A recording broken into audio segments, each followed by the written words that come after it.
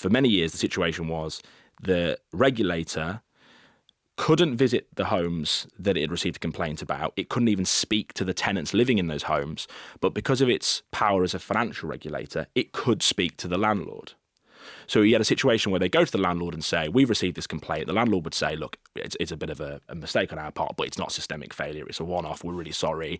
And the regulator would turn around and say, we found no evidence of systemic failure. When we first did a big report, a big investigation into Clarion, a big housing association, and the report came back and said no systemic failure, we were like, well, how? And when we looked into this system, and this system is designed to ignore people. It's not like a kind of loophole. It was meant to be like that. Well, Dan, great to see you. Now, I'm assuming this is 45 minutes or an hour of group therapy, given that you and Steph have quite a big thing in common, don't you? Well, I mean, we probably should talk about this offline, Steph, if we're going to get into what it's like being Robert's producer. But if you want to get into it now, Robert, do you want to be cancelled this early into the podcast? Yeah, come on, listen, you owe it all to me, both of you, for God's sake.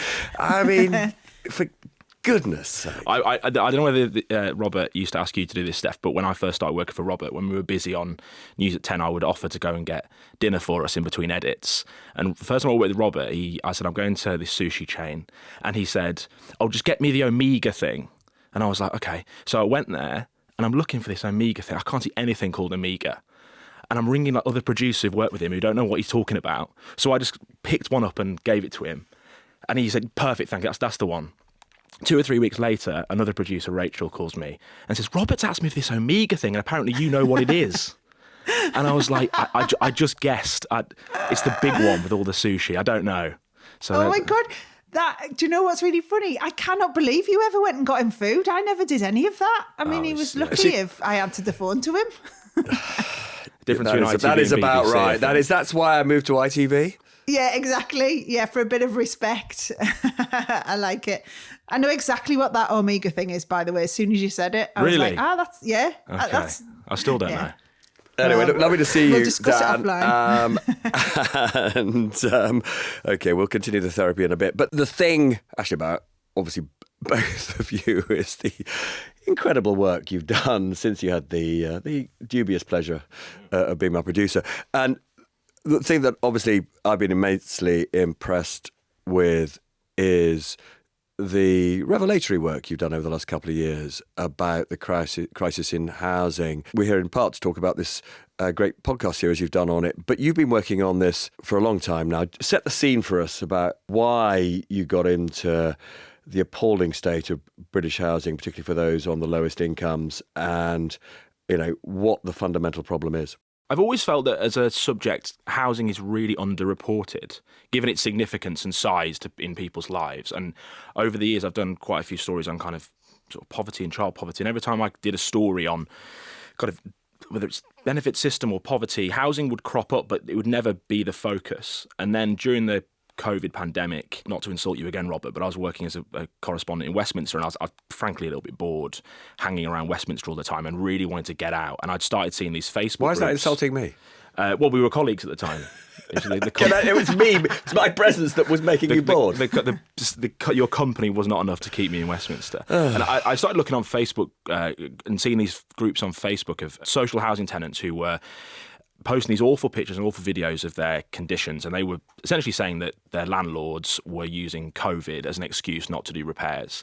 And it felt like, to me, decent story, good pictures, let's go and do it. And we went down to Croydon. We got a tip off from our producer at the time, Sarah, who said she knew of these flats in Croydon that were apparently in a pretty bad way. And that's how it started. We went down to Croydon and I walked into these flats, this tower block on Regina Road, and the pictures and videos I'd seen were absolutely nothing compared to what my eyes were seeing when I walked in this flat. It was hell.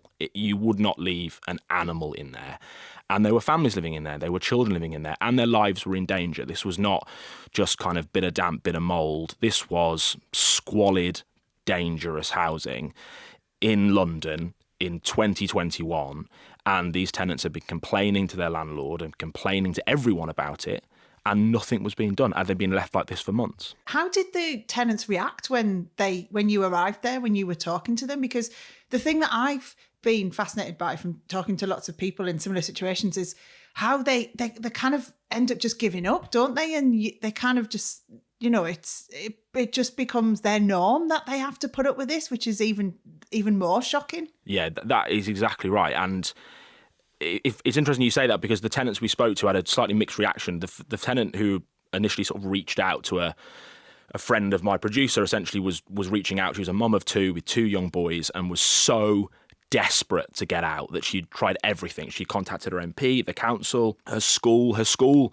When she gone to the kids' school and said, I'm living in these conditions, they called social services, who went round and said, well, there's nothing we can really do about this, and left her. Everyone had let her down. So I often say, and I've said in the podcast series, I say when I've talked about this before, that I'm so grateful for people to speak to us, but they're not speaking to me because they're doing me a favour. They're trying to do themselves a favour. They're absolutely desperate. But other tenants, I was quite taken aback by how accepting they were, as you said, of their situation. I met a guy called Leroy who said, this is what it's like living in this block. This is what it's always been like. It's always been like this. He was a working class black man in central London, and that is how he felt the world treated him. And he was a delivery driver working full time, paying essentially to live in squalor. He'd contacted the council several times. They hadn't fixed the problem, and he just stopped. He'd just given up. And in some ways, it was as you say, Steph, it was the resignation was more heartbreaking really than the anger. The anger was understandable, but the resignation was even more depressing, because it was kind of accepting this is what it's like to live in Britain for a group of people. So when did you make the leap from seeing what was a scandal in Croydon into recognising that this was a nationwide systemic problem? That really came as a genuine reaction from the audience, from our viewers, because, I mean, we've all been in that situation, haven't we, I'm sure, on TV, where we go on and we say, we've had an enormous reaction from our audience, and it's like 4 emails and we can really overhype it. This was genuinely enormous. I mean, the report went out that night in March 2021, and we had hundreds of emails that night. By the next day, we had hundreds more. Some of them were just viewers saying, oh my God, these conditions. You'll hear it in the podcast the way we describe it, kind of the leaks, the collapsed ceilings, the mould, the slugs, the squelch, everything. It was appalling. But it was, on the whole, the reaction was social housing tenants across the country saying, that is what it's like in my block. That's what it's like in my council flat, in my social housing property. And I've been complaining also for weeks and for months, and nothing's been done in my property. And so we did a follow-up story, and then a follow-up story, and every single time we did a report, more people would email. It was as if we were holding up a mirror to this group of people in society that had been ignored by everyone, and suddenly they were saying, that's me. And here we have a journalist, and here we have a team of journalists who actually seem to care. And I think, I mean, we may get onto this, but I think part of the problem with this story has been, in the 80s, the 90s, 2000s, you'll see local newspapers covering stories like damp and mould and poor housing conditions. I don't think a national organisation has ever kind of joined the dots and said, well, it's happening in pockets everywhere. This is a national story. And even in my own newsroom initially, the reaction was, this is a local news story, isn't it really? This is a story about one block in South London. So why is this a national story? We had to work quite hard to get it on air on the national news. That's so interesting you say that, because that's exactly kind of what happened with we did a special about kids' homes. And again, there was like these kind of pockets of local outrage at how, the kind of profit making of private companies from these local kids' homes, but it wasn't really being talked about as this big national problem. And did that make a difference then when you put it out there nationally? You were getting obviously all these people contacting you, viewers and stuff, but were you then able to get politicians to listen to you and, the people who needed to? We were, though I have to say, I think initially, so Conservative government at the time were quite keen to essentially distance themselves from this being a national story about kind of systemic issues that may speak to the kind of country we live in and the country that's being created. And I have to say, on the flip of that, at the time, for many months, the Labour Party, then in opposition, were not that keen either to talk about it, because many of these councils were Labour run because they were in a city, but also this was social housing, and social housing is something they support. They want to see more social homes. They believe in that model a lot more than, say, the Conservative right do. And so it kind of fell politically between two stools. The national government didn't want to draw attention to it, and the Labour opposition didn't want to draw attention to it. And so for a while we were doing these stories, and it wasn't really getting much political attention. It was only when it became kind of overwhelming. We were doing this almost every week. Months into it, we then started getting attention from Westminster. But it was only really when Michael Gove became Housing Secretary that we started to see any political movement on this issue. So can I just ask you, having immersed yourself in this now for so long, why is it that a combination of housing associations and councils let so many people down? I mean, historically, we thought of councils and indeed housing associations as, in inverted commas, good organisations that were trying to make the world a better place for underprivileged people on low income. So what went wrong? You use the phrase, I think, good guys or good housing. That is essentially how the sector responded when we first started doing stories here, that we are used to seeing a lot of attention on sort of when we talk about slum housing or slum landlords. It's private landlords. It's kind of a bloke called Kevin with 3 houses and he's not answering his phone and he wants to make a few quid. And suddenly we were focusing on state-run housing where there's no profit incentive. So why wouldn't they just carry out repairs? And over time, the sector started to accept that they had a problem and there was an inquiry, etc. But I think there's a few things. I think firstly, you can't ignore austerity. You can't ignore the stripping of local authority funding and council funding. And that is part of it. If you speak to anyone in local housing, they will tell you that 20, 30 years ago, estates would have offices on the estate. They would have housing officers, repair teams that were well funded. A lot of that's gone. Most estates now don't have a local office they can pop down to and say, I've got a problem, and get fixed quite quickly. Housing officers are overwhelmed with too many people. With housing association, it's slightly different because they're not local authorities. They're non-for-profit, but they make a lot more money in terms of their turnover. And in the podcast series, we talk about it. I mean, some of the bigger housing associations, they're turning over 900 million, £1 billion a year. Their CEOs are on sort of £300,000-400,000 a year. They're not short of cash. And so it's not, for them, I don't think it was a money issue. I think the conclusion I started to come to was partly a crisis that we have in our housing stock, which we know there's not enough affordable housing, and started sort of bleed into a crisis in culture. So because social housing is in such short supply, the people in it have no choice but to stay in it. It's kind of squalor all the streets. That's their choice. And so even subconsciously from these housing providers, I felt it was like, well, what's the rush here? They're not going to go anywhere. We don't need to fix this properly or fix this quickly. They're going to stay and they're going to carry on paying their rent, either through their wages or through housing benefit. And so I felt that this lack of urgency, there was a lack of urgency in the system, treating people. These people were trapped and they were staying in those homes and they had no choice. And so even though these housing associations would often call their tenants customers, they're not customers. They can't vote with their feet. They can't leave. They're in social housing partly because they can't afford private rents and they certainly can't afford to buy their own home. So I think part of it was a culture issue. I also think part of this is the fact that one of the underreported issues of the Right to Buy scheme under Margaret Thatcher was not only did we sell off nearly sort of 2 million homes over the past 40 years, but at the exact point in the early 80s when a lot of the homes that were built in the 50s and 60s needed to be regenerated and looked at again, we didn't do that as a country and we sold off the good stock. So what you have left now in social housing, especially in local council housing, is the bad stock. And it's not being maintained. It's not being well looked after by councils with a lack of resources. So I think it's a few things combining that led to this storm that we reported on. Yeah, and it feels like it's a kind of a vicious circle as well, because like only this week where I am in North Tyneside, where, you know, there's real pockets of deprivation around here, I was having a conversation with various people this week and was given several examples of massive wastes of money. So one is a friend who works in housing who was helping a woman who was experiencing domestic violence to get out of this home with her children. And they had nowhere to put her. And so she's ended up in a hotel and she's been in this hotel with her kids for ages. And, you know, that's just rightly so. She should have been taken out of that situation. I'm not saying that, but there was nowhere for her to go. So all this money being wasted. Then I was talking to someone who's a taxi driver about how his business is at the minute, because he was saying since the cost of living, it's, you know, it's harder. There's fewer people going out and stuff, but he's making like thousands of pounds a week taking kids to school. So kids who were in bit paid for by the council. Like he was like, oh yeah, I've got this deal. I take these 2 kids, I get £1,000 a week for it. And I was like, oh my God. So that, that's just 2 anecdotes I've heard in the last few weeks. So you just think you're right. There's not enough stock. And then there's this incredible waste of money because the councils end up desperate and they end up having to overpay private companies, private people to actually provide the services they can't do themselves.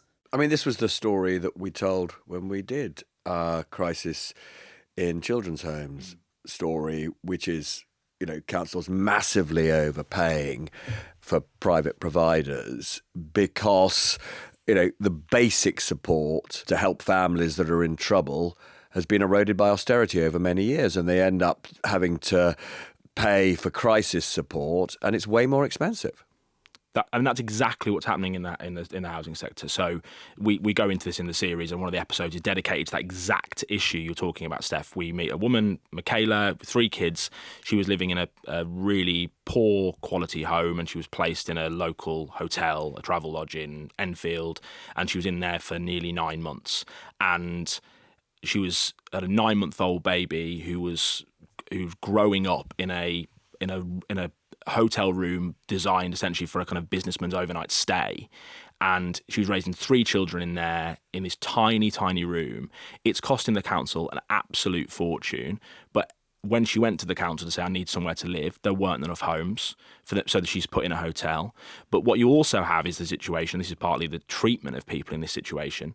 At weekends, when Tottenham would play, or when there'd be a concert in central London, the hotel would put the prices up, naturally, and the council couldn't afford the prices.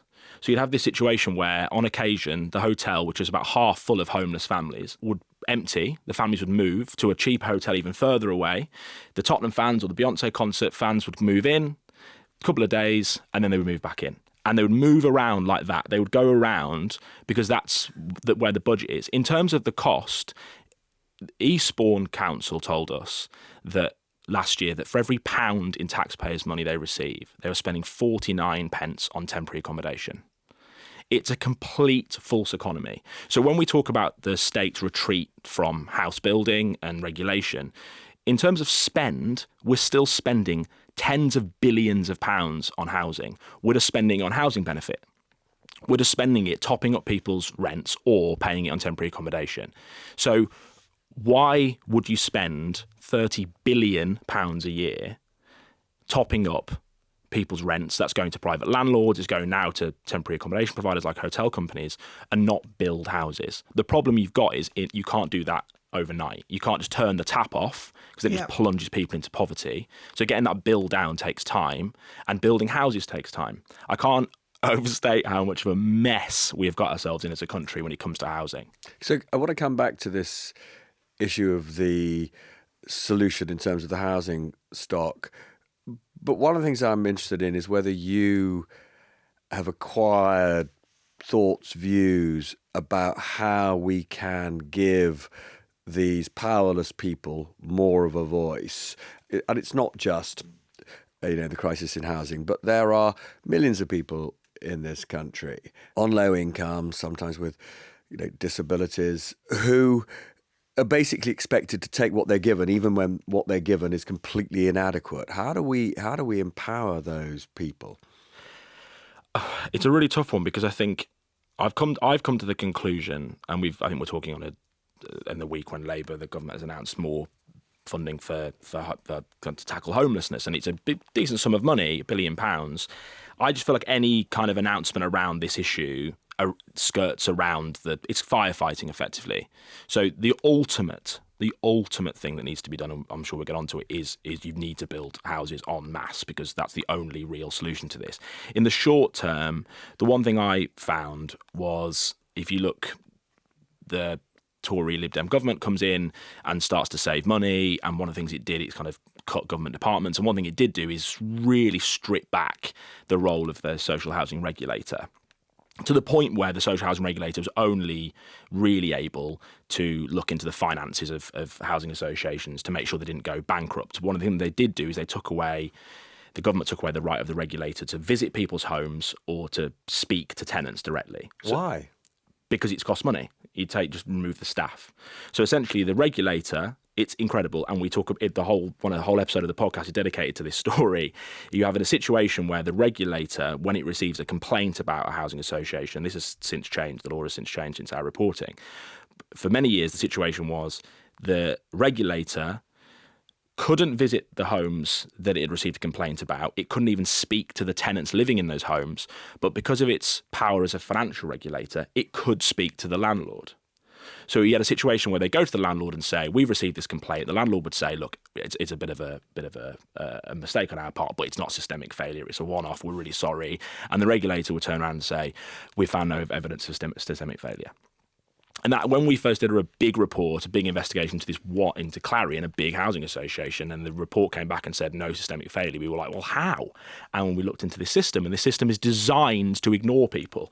It's not like a kind of loophole. It was meant to be like that. And what's happened over the years is these people have not only not had a voice, that any voice they did have has been removed from them. As a minimum, the regulator needs to be doing things like that. It is now. I think the housing ombudsman in terms of housing needs a lot more power, but we're, again, talking in the week of WASPy, when ombudsmen are not particularly listened to. One thing that at the end of the last Labour government, one thing they did have is a voice, a sort of tenants' voice group that was there meant to be representing social housing tenants. Again, that was taken away by the Tory Lib Dem government. I think there are millions of people living in social housing and they don't have a kind of a union or a voice or a representative. I think they need one. They need someone they can go to that can fight on their behalf, because even though, yes, these local councils have had their money stripped from them, yes, these housing associations aren't making money, they do have press officers, they do have PR departments, they do have spokespeople that can come out and argue on their behalf. The tenants have no one. Mm-hmm. They didn't come to us because they fancied being on telly. They came to us because they had no one else. They had no one else to go to. They should not come to ITV News with their housing concerns. They should not be coming anywhere near journalists with their housing concerns. They did because there's nowhere else to go. I think as well, Dan, it's worth just, pointing out as well to our listeners that we're talking about a lot of people who are in jobs as well. They're kind of the working poor, aren't they? Because sometimes the assumption can wrongly be made is, that these are people sponging off the state who are, whatever, not getting a job or whatever else. And that is so not the case in many of the people we're talking about here, isn't it? 100%. I think the vast majority of the people we feature in our investigation had a job, part-time or full-time. They were paying to live in their situation. And we talked earlier about hotels. I mean, Michaela, who I mentioned, who's living in the Travelodge, she was working for a pharmaceutical company. She had two sons in school. Little Aurora, who was at the time 9 months old, in nursery. She was paying to live in these situations. She was going to work and then living in a hotel. She was going to work or living in a squalid flat. So 100%, the idea that, even if they weren't working, it would be still appalling. But the fact that people are paying to live in these situations they're going to work, they're doing the right thing. What would you say to Michaela that she needs to do? And this is one of the issues. You're right to raise it as a misconception, is that what would the message be to someone like Michaela to kind of get herself out of her situation, get a job? Well, she's got one. What would the answer be? Work harder, get a second job, get a third job, which we know some people are doing. And that still wouldn't be enough. In parts of this country, the rent is so high that it doesn't matter how hard you work. In Enfield, we met a guy who was a locksmith called Ben, who was working full-time, had two children. He was living in the Travelodge because he'd been evicted from his house and he couldn't find anywhere to rent. And he was telling me the reason why is because landlords in that area of North London either wanted the tenant to be earning £50,000 a year or have a guarantor earning £50,000 a year. He didn't earn that and could never earn that as a locksmith, and he didn't know anybody on £50,000 a year, and so he couldn't rent anywhere. What would the message to Ben be from the government? How could he improve his lot? And similarly, I once interviewed a lady who was a pensioner who was evicted from her private rental. So she had used to own her own home and then got divorced and ended up renting. She was privately renting. And then when obviously we saw house rentals go, the price of renting go up and house prices go up so much, she then got booted out in favour of them wanting a tenant who could pay a lot more money, and she couldn't afford that. They booted her out. She ended up sofa surfing and she was in her 70s. And, you're like, what? How can you get to a point where someone who can afford rent but can't afford the massively inflated prices? But she was saying she was struggling to even get viewings. And in the end, there's a good end to this story in that she did finally get a rental again. But she was like sending flowers to the estate agents. She was writing like letters to the landlords before she'd visit, and just going above and beyond just to try and find a home in her 70s. And that's the last thing you want to be worrying about, isn't it, when you're a pensioner? Yeah, and I come back to it. It's essentially an experiment that's not worked. Just before Thatcher came into power in 79, just under 33% of England lived in council housing, which is kind of remarkable. That's not that long ago. And now it's around 8%. We Right to Buy and the rocket booster that was put up Right to Buy by Thatcher. It existed in other forms before that, but it really was rocket boosted by Thatcher, has led to nearly 2 million homes leaving the market, and we've not replaced them. And if you do that to a country in a very short period of time, you end up in situations like we're in now. Now, that's not a political point. That's not saying I have an issue with Right to Buy. There's arguments of legitimacy around Right to Buy. But you cannot argue with the numbers. You cannot argue with the fact that if you take a housing market and remove that many affordable properties out of it in a very short period of time and don't replace them, there will be consequences. And the consequences are the 70-year-old woman that you've met who's sofa surfing. It's Michaela living in a travel lodge. It's Ben living in a travel lodge. It's people living in conditions that you wouldn't leave animals in. That is the consequence of not building, successive governments not building affordable, decent homes for its own citizens. It's the retreat by the state from the housing market on, I think, a dangerous level. Have you looked at other comparable rich countries? Is housing provision for those on low incomes particularly bad in the UK compared to other parts of Europe or North America or indeed Asia? It's hard to compare. I looked a little bit at Western Europe, and so in the UK we were kind of slightly a bit of an outlier in our dependency on local authority housing and sort of up until the 1980s. There's a slightly different model in Western Europe in terms of they're more reliant on the kind of housing association style model.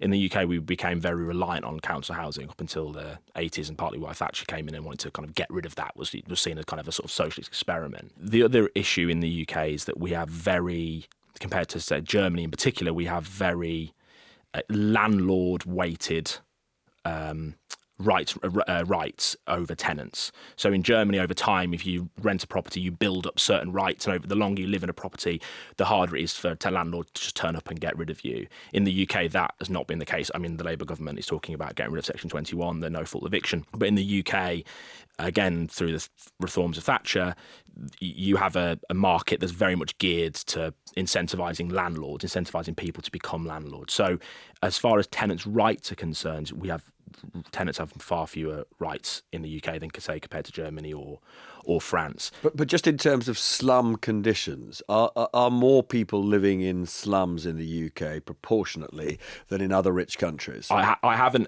looked at that comparably at this stage, though in America there's similar levels of squalor that you'll find. I mean, Quajo Tweneboa, the housing campaigner, you'll know about. He went to New York and found conditions very similar to what we found in parts of London and cities in the UK. I haven't looked comparably at the conditions issue, but there is a kind of a housing crisis across the kind of the West, and successive governments across Western Europe and in the US have not built enough houses. I mean, the house building has really dropped off in lots of rich Western countries, and so you see Ireland has an enormous housing crisis at the moment, and comparably, perhaps even worse to the UK. So governments have not built houses over the last 30, 40 years. Can I just pick up on it's interesting you say about the landlord and how the everything's kind of in favour to the landlords in this country. So this is not going to make me very popular, but I was a landlord for a bit.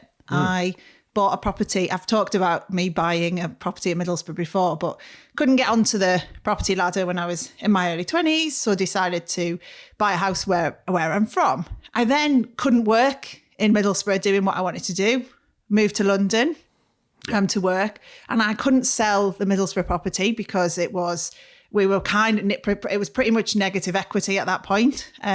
because I'd bought at the top of the market. It was literally the worst decision I ever made, buying that property. So I ended up renting it out, and I had endless problems and felt like, and I'm not saying poor me, I'm literally not saying that before anyone dumps down my neck. I don't think I ever had a point where it was like I felt empowered. Like tenants who stopped paying rent for months, and there was no way for me getting rid of them. And then I had to get someone evicted, and they trashed the house, and it cost me tens of thousands of pounds to get it repaired. And so, and it wasn't me trying to be a rich landlord. It was a practical situation of I had to move to London for work, and I couldn't sell that property.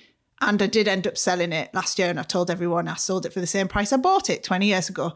But in that time, it didn't feel like landlords, like I know you're saying that there are loads of landlords out there making loads of money. I know there are. And I know there's loads of bad landlords. But there's also just some people who, for practical reasons, have a property, and it is actually really hard being a landlord too. And there's a danger that those people will be pushed out from actually providing homes as well, because it's actually really stressful and not necessarily the moneymaker everyone tells you it's going to be when you end up with a. And I didn't have a second home, by the way. This wasn't me owning two properties. That was the only property I owned for at least 15 years. I only bought my first house I've lived in like 3 years ago. So I was renting for a long time. So whenever I was renting, I felt like the landlord was the boss of me, and always that situation, never paying back deposits, and always, trying to put up the rent every year and everything else. And then as a landlord, I felt like I was losing out too. So I was in this kind of Dan's position. about to burst into tears. I mean, he's never heard such a tragic story. This is the therapy that,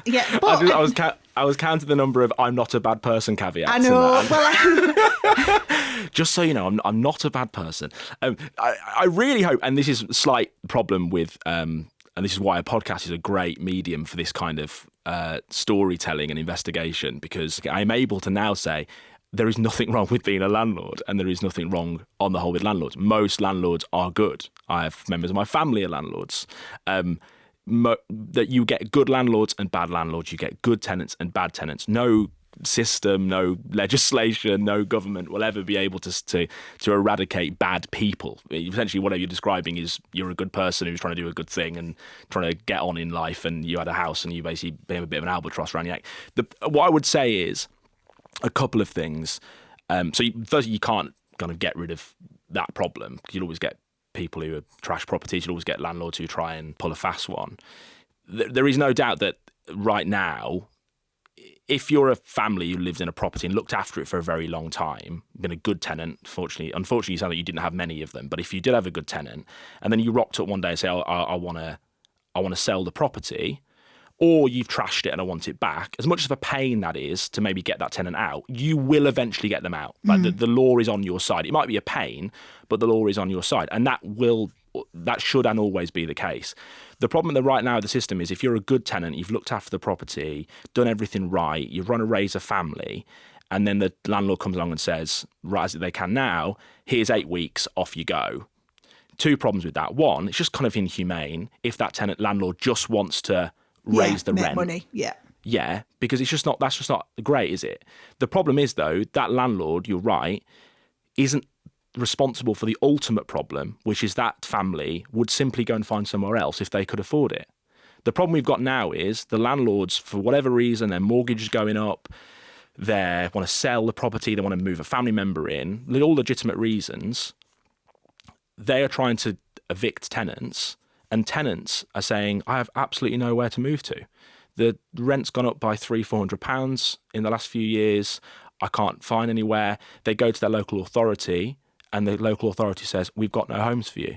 And we found in our investigation what was happening is, especially a couple of years ago after the Truss mini budget, was when mortgage rates skyrocketed all of a sudden, and landlords were like, oh my God, my mortgage is going up, and they tried to evict tenants en masse.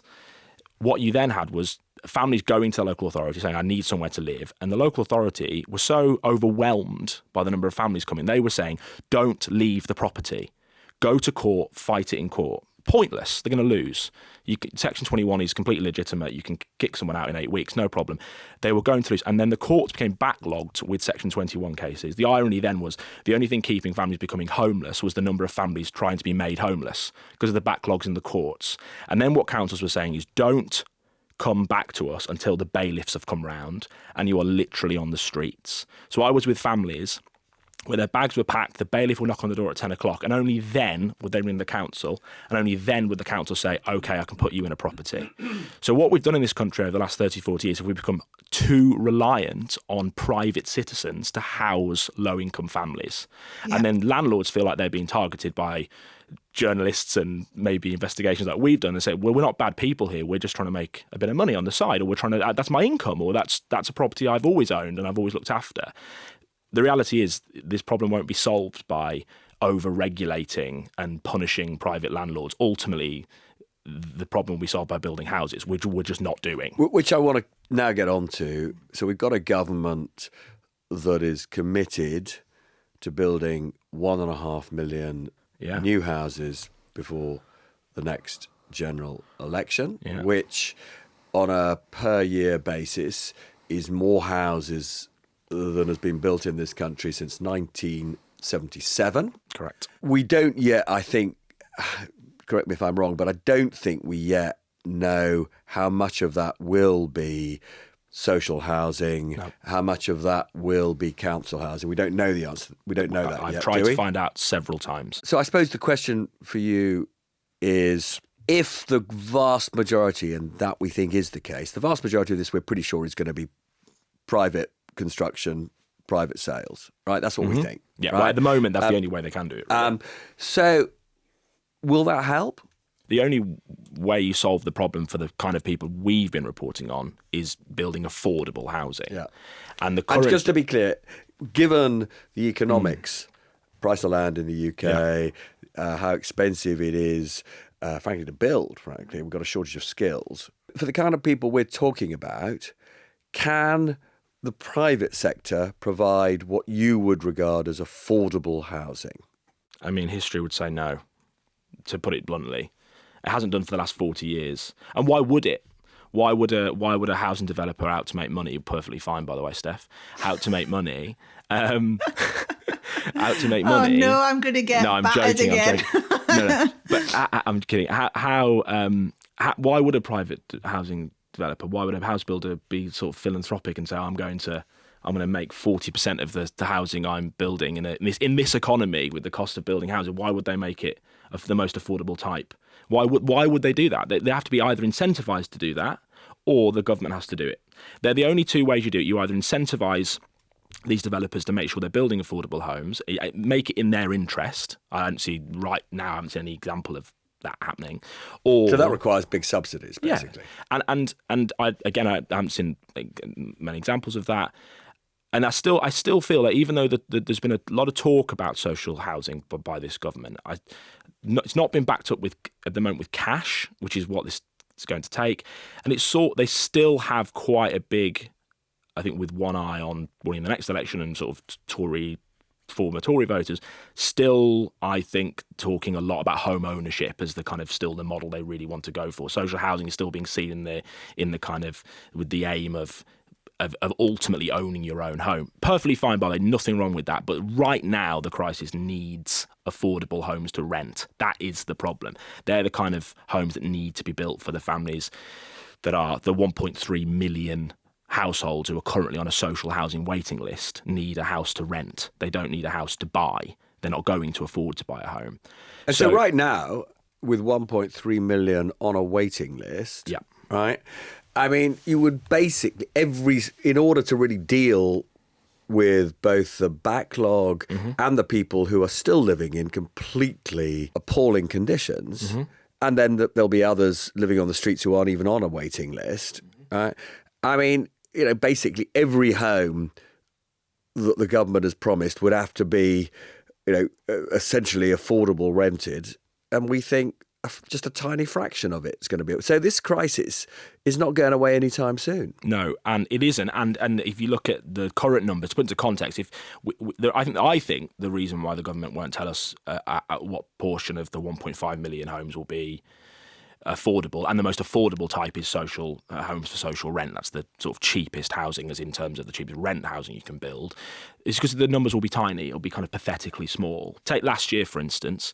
We, as a country, demolished and sold more social homes than we built. So not only do we know we need more social homes, and we're still in negative equity, as it were. We're still getting rid of social homes, even now, through demolition that needs to be done, but also through right to buy. Right to buy is still happening. Now, I know Labour are trying to put more restrictions on right to buy, but you can still buy your council home. Again, people would say that's absolutely fine, but when you're not replacing them, it does feel like you're getting rid of a much needed state asset. I mean, I read a stat the other day that by 1997, the number of homes we'd sold under right to buy as a country were worth £22 billion. That's a state asset you're just getting rid of at a discount.